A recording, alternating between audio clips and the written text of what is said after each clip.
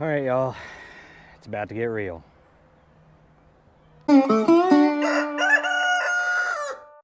Howdy, farm friends. It is a beautiful afternoon here at Head Family Farm, but there are some things around here that are not as I would prefer. And today, I'm just going to be real with you. I'm going to put it out there. I'm going to show you exactly where my gardens are at the moment, even though they are nowhere close to where I had hoped they would be at this stage. And just to let you know, this stage is time to plant. It is time to put some of my garden plants, my vegetable garden plants, in the ground. And y'all, I am so far behind. I'm gonna show y'all what we got going on. So first off, as we enter the garden gate, you can see there's grass everywhere, weeds. And as you look up into my market rows, you can see it doesn't get a whole lot better out there. I mean, the lettuce is pretty, and I'm pretty happy with the way that the onions are looking, but if you've been around this channel for any length of time, really, you know this is not how I garden. So a lot of you know why things are in kind of a disarray at the moment. I've had some health issues going on as we moved into the spring there, and just haven't been able to be as active as I'd like. That's one reason I'm wearing my nice sun hat out here today, so I can keep cool for a little bit longer as I show y'all what's going on. Still not quite at 100%, but I am getting to the point where I can get out and do a little bit more work, which is good because, like I mentioned just a few minutes ago, it is time to start planting my spring garden. Thanks so much to the folks at Farmers Defense for sending me this awesome sun hat. It has been an absolute lifesaver as I've been going through this time of recovery from illness and surgery. It has made a big difference as the sun has really been beating down on us lately. I really appreciate it. Plus, this is a really cool hat. It's got honeybees and flowers on it, some of my very favorite things. If you'd like to check out what Farmers Defense has, whether it be for sun hats or skin protection or aprons and stuff like that, they got a bunch of good stuff. You can check out a link that's down in the description of this video. And if you use this code right here, which will also be down in the description, don't worry about it, you can save a little bit when you check out too. Thanks so much.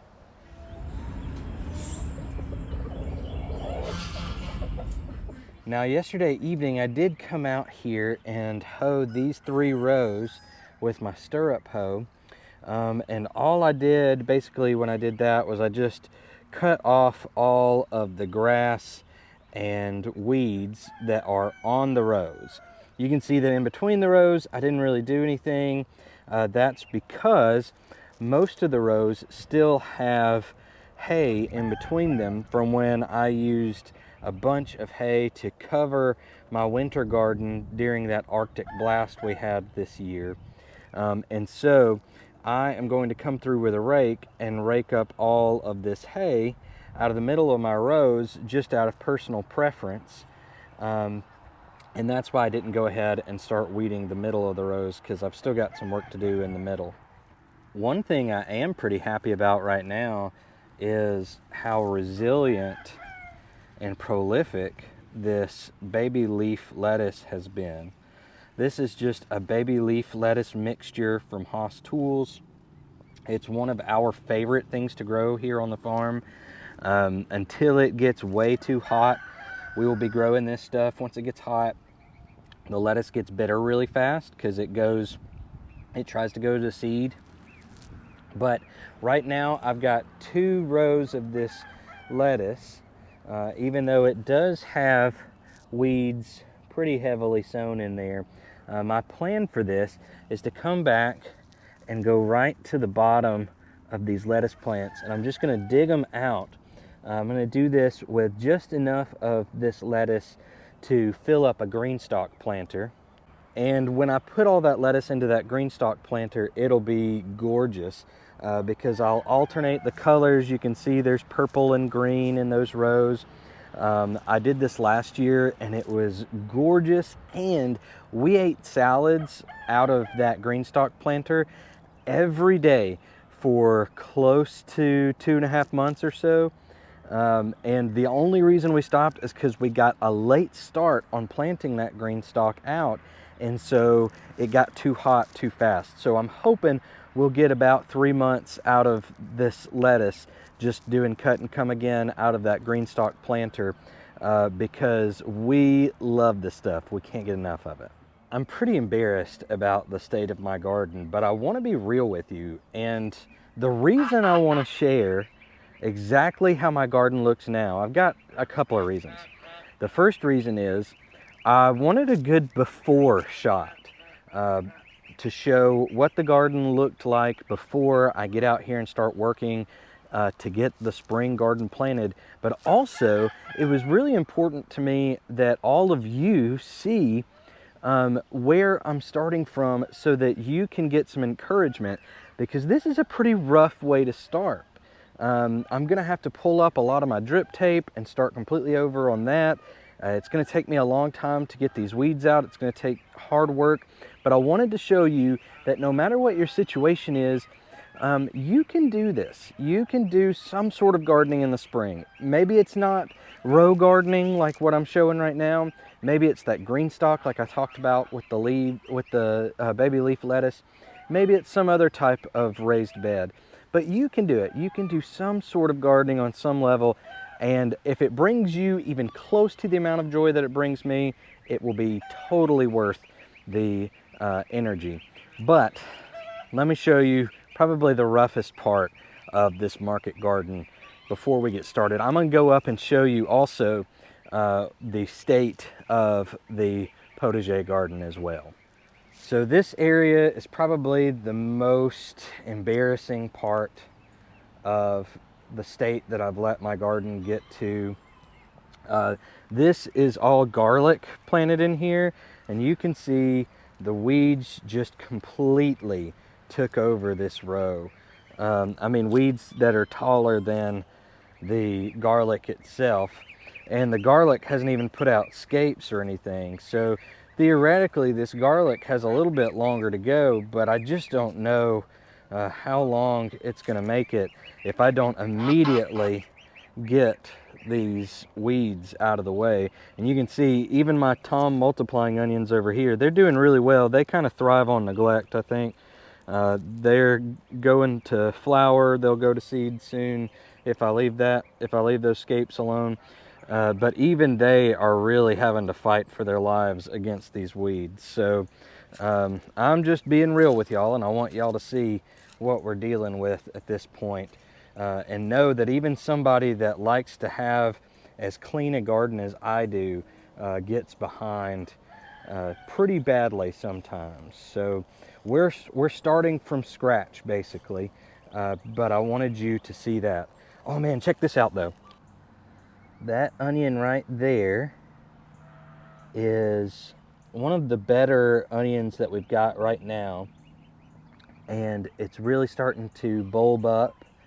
So hopefully in the next couple of weeks, all of these onions will be big enough to go ahead and pull out.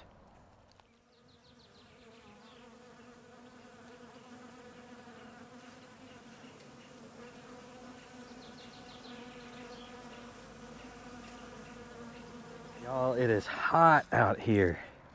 I am already sweating and feeling the heat this morning, or this afternoon I should say. So I'm not gonna make it out here in the garden for much longer. Hopefully this evening as the sun goes down, it'll cool down just enough for me to get out here and do a little bit of work on getting these weeds taken back, especially over here. This is where I'm gonna plant my squash and my cucumbers and my watermelon this year, right on this side of the garden. The reason I'm planting them there is because last year I planted them over on that side of the garden, and I want to keep pest pressure down as much as I can. And so since I planted them over there, I am going to move them over here. It's not a big move, but maybe it'll help some. But I want to get out here and get these 3 rows prepped so that I can go ahead and get my squash put in the ground, because I've got a bunch of squash that are ready to go. They're sitting in the greenhouse right now, and I can't wait to get them in the ground over here. I will say this: weeds, grass, not all a bad thing, right? In fact, take a look at this. I absolutely love that this is a part of our farm as we go into the spring season. Look at how gorgeous the pasture is right now. And it overlooks the pond. As you can see, the goats are very happy. I have seen more honeybees this spring already than I've ever seen. There's actually, I can count them right now, 1, 2, 3, just glancing out there. I see 3 right there. And so with all the movement going through these yellow flowers, I know there's got to be a bunch more out there. So glad to see bees and pollinators all across the property. I mean, isn't that just gorgeous? I could sit out here and look at that all day long, even with this heat.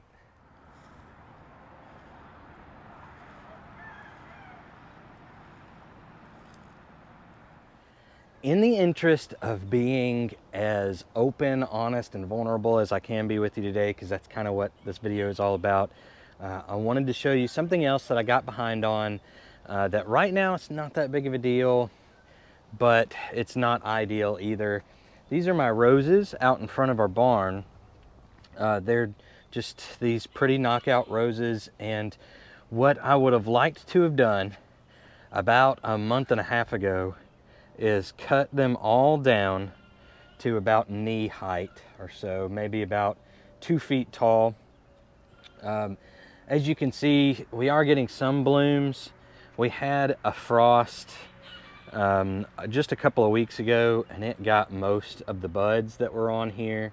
The reason that I would want to cut them back is they tend to be much healthier, knockout roses anyways, if you cut them down to about 2 feet and just kind of shape them so that they're vase shaped.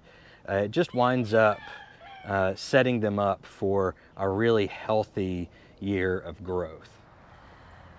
If you're kind of inexperienced in gardening, honestly, I'm pretty inexperienced in gardening, but I've made enough mistakes already and learned from those mistakes and learned from others that I've picked up some things along the way. And I love how forgiving gardening can be. When it comes to raising animals and that sort of thing, that side of the whole farming, homesteading thing, that part's not as forgiving. Animals need care right on time. They have to be fed, watered, cared for, got to have shelter all the time. And so if you miss one thing, it can be a big mess up when it comes to animals. Thankfully, that's not the way gardening is. That market garden down there that's full of weeds is going to be just fine. Those onions, they may not get as big as I kind of hoped they would, but honestly, they're still going to taste good. We're still going to get a big mess haul out of there, so I can't complain too much. I think even the garlic's going to be good. So gardening can be very forgiving, and I like that a lot. I need a lot of grace and forgiveness when it comes to farming. So gardening is something that meets that need and gives that grace and forgiveness.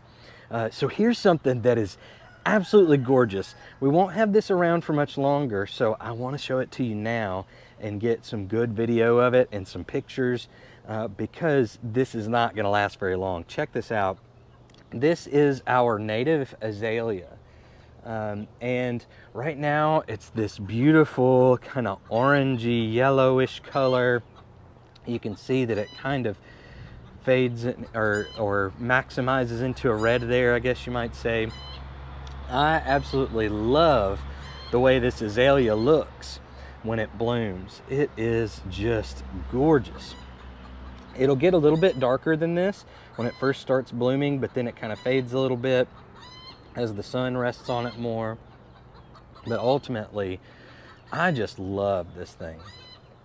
I'm not the biggest fan of it during the winter time, to be honest, because it's not evergreen and it just goes to sticks, kind of.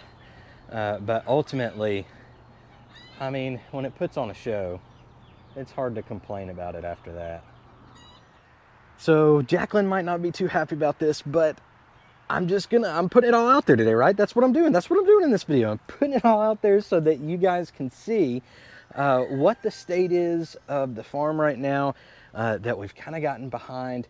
And once again, I want that before and after so that y'all can see, and so that we can look back and see as well, that even when you feel like you're in a rough spot with way too much to do, it becomes manageable as you take it step by step. So I'm about to show you our backyard as well, which hopefully will transition into more of a gardening space this season. But let's take a look. So like in the pasture, we have let the backyard go.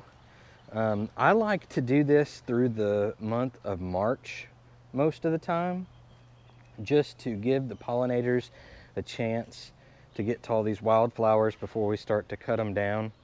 And since it's starting to get hot, we are going to cut all this down. We'll keep it mowed very close to the ground, and mostly that is to minimize the threat of snakes, because there is a trampoline there. Also, you can see the mess over there from where we've been cleaning out lately. So it's to minimize the risk of snakes, because that trampoline is there. That's where Eleanor likes to play a lot. But also it does help keep the mosquito pressure down, because water can't sit on the soil on the top of the ground as easily if we've got these weeds cut back. Here's another thing that's super pretty that we're really excited about. Despite most of our gardens being a mess at the moment, here's something that we're really excited about. Check out the growth that we have gotten from this Peggy Martin rose. I mean, look, I was about to walk up closer so y'all could see up close, but look, the height of the door and the height of this rose. It is absolutely gorgeous. And look, do y'all see all these blooms on here? All these buds.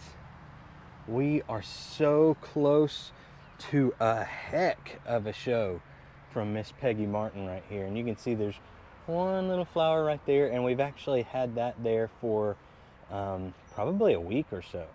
So I'm thinking that these blooms are going to last a while too. But I am so excited for the growth that we're getting out of this. And to be honest with you, it's not that we're caring for it really well. Look at that. All of this is new growth right here.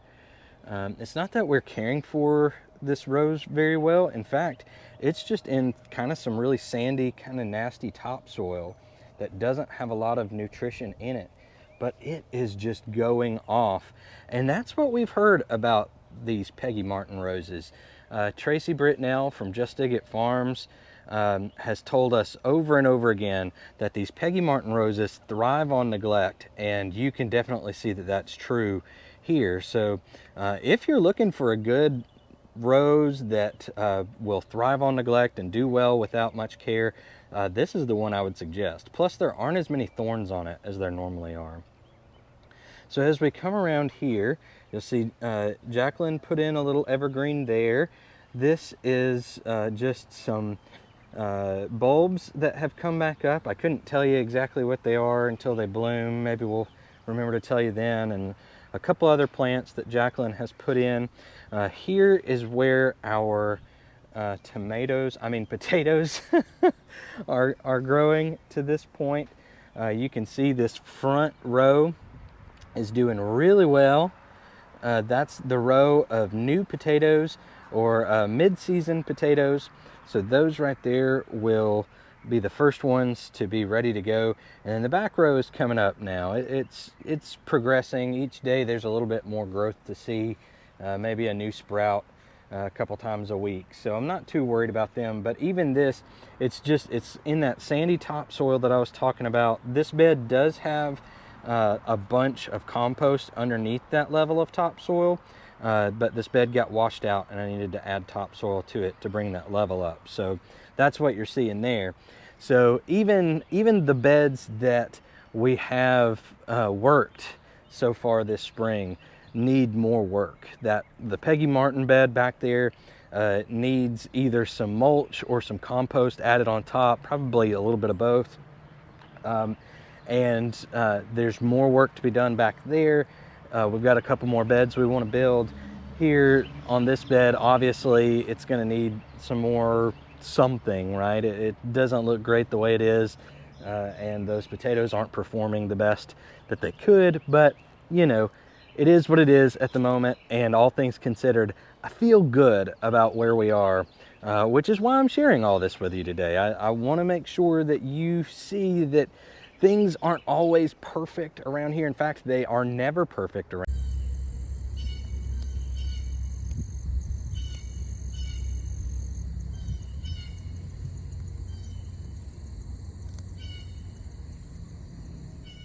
So y'all know that I had big plans for a couple of areas here on the farm for this spring.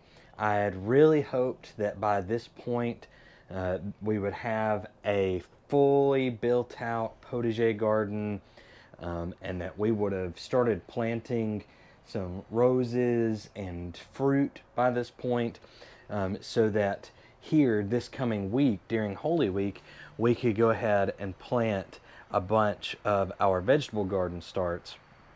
But with the health issues that I had, and just with the early spring that we've had, it just wasn't going to happen.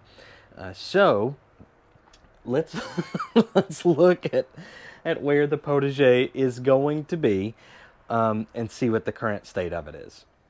So here is the area that is going to be the potager garden. You can see some of the bed borders are still out. I've been taking them up because we are going to have to bring in a bunch of dirt.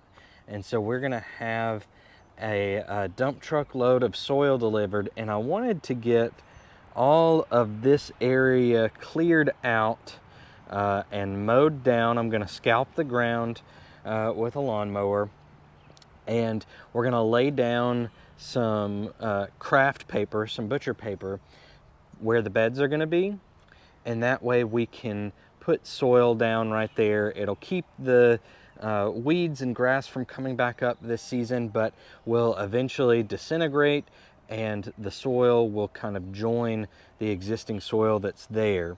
But I went ahead and I've started moving these borders and stacking them over against the fence over there, so that I can go ahead and do a little bit more prep work on this area out here.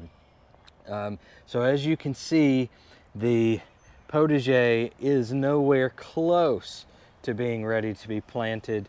There's a lot of work to be done, but here is the upside. Y'all, look at how green it is over here. I had forgotten how good the soil is on this back half of where I'm putting the potager, and forgotten that this area gets really good coverage from rain, and in most of it, the drainage is pretty good. So I'm really excited to see all this green popping up as the spring rolls in. It means that this area is going to be a great place in the future for that potager garden. And you can see we're in full sun even in the late afternoon, getting into the evening. And so this area is just going to be fantastic to have that potager garden. It's just going to take us a little bit longer to get it done, which means we're probably looking at planting vegetables as our second round of summer crops into the potager, if we can get it done by then, which I think we can. And what I'm super excited about is this thing back here, the greenhouse. Y'all, it's not finished for sure, Still needs a door, and there's a couple of small panels that we need to put on of some polycarbonate siding on the sides. But I just love this place already. Even though it's got a long way to go, we got to paint it and all that good stuff, clean the windows, and we're going to reglaze some of the windows, window panes, so we know that they'll stay put. But y'all, I love this place already. And in the spirit of vulnerability and openness, it is a mess in here. And you can see my squash needs to be watered down here. Here are the rest of our garden starts for the vegetable garden. We've got watermelon and peppers and tomatoes, and we've got some herbs going over here. This is a big tray of tomatoes. Down here we've got a big tray of beans that I started, and I'm already starting to see some of them starting to pop up, and I just started those the night before last, I think. So overall, I'm happy with my starts. Even though I got started a little bit later than I wanted to, I am so excited about it, y'all. Like, I'm shaking thinking about it because I'm so excited. And I get to do all this work in this beautiful greenhouse that I built with my own hands. And that is something that I wasn't sure was going to happen. But aside from those finishing touches, it's up and it is working. It's warm in here. I've got my fan back here so that I can use our window over here to ventilate the area. I've already got some electricity going. We are going to run some electric wire and water out here, but for now, an extension cord has us all hooked up. I got my happy lights going up here, those cafe lights. Y'all, I'm just so happy to be in this place, doing this work, preparing for spring. I even brought my potting table in here, and I've been using it to get these starts prepared and potted up. And y'all, I'm just really excited, and I hope that seeing this mess that I'm excited about will help you know that wherever you are on the spectrum of ability physically, wherever you are with your stress levels, with your emotional health, your mental health, wherever you are at, there is a level of gardening that you can do. Whether it be just a couple of little plants in the windowsill. Basil does great in your windowsill, and it's super easy to grow. Get you some basil and do that. Who doesn't love fresh basil? Whether it's a tomato plant in a 5-gallon bucket on the back porch or the front porch, there's something you can do. Just scatter some wildflower seeds in a part of your yard that isn't going to be mowed all that much. There's so much that you can be doing, and I truly believe that it is good for our spirits and our mental health to be doing some of that work, even if it's just on a small scale. I know that during this season of transition, in this season of sickness and healing and injury for me, that even just the prospect of getting to do some of that work has helped. Little things like starting some seeds has helped me tremendously. So I'm excited for this spring. I hope you're excited for this spring. Thank you so much, farm friends, for going around and looking at the mess that is my gardens right now. And even though it stresses me out for them to be in this state, there's so much hope in what is coming in the weeks ahead. And I hope that you feel some of that hope in your life as well. And if not, be thinking about some things you can be hopeful about, and be thankful for what you've got. Thankful for the world around us. I mean, it is beautiful. As chaotic as the world can be, it is beautiful out here.